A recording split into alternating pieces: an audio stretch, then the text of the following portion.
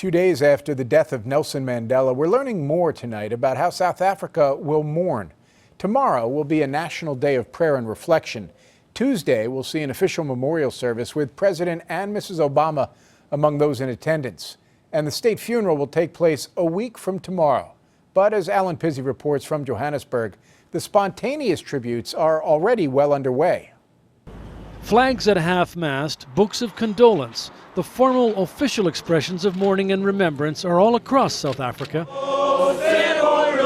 But to really understand how his people are saying goodbye to Nelson Mandela, you have to go to the streets and parks. It is a distinctly African and distinctly moving way of mourning, song and dance, grief turned into the celebration of a life, and no less heartfelt for it.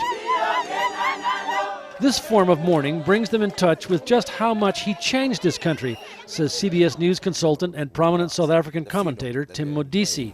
It's an in-your-face, so to speak, kind of expression to say, I am free, I can sing, I can dance. It is thanks to Mandela's life. It's sorrow through joy, expressing pride.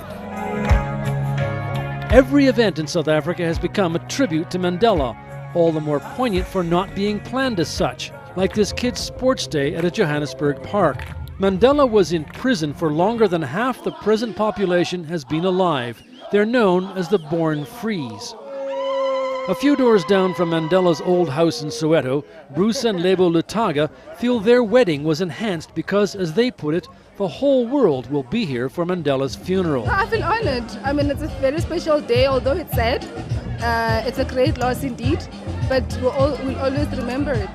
At the complex where Mandela's top lieutenants were arrested in 1963, children came to hold an ad hoc memorial, although his significance was a bit vague to the youngest.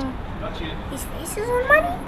Even graffiti is a thank you, summed up by this simple message: "Bless you, man of kindness and humanity." The main events that will culminate in a state funeral and Mandela's internment at his ancestral home will take place over the next week. Tomorrow has been designated as an official day of prayer and reflection.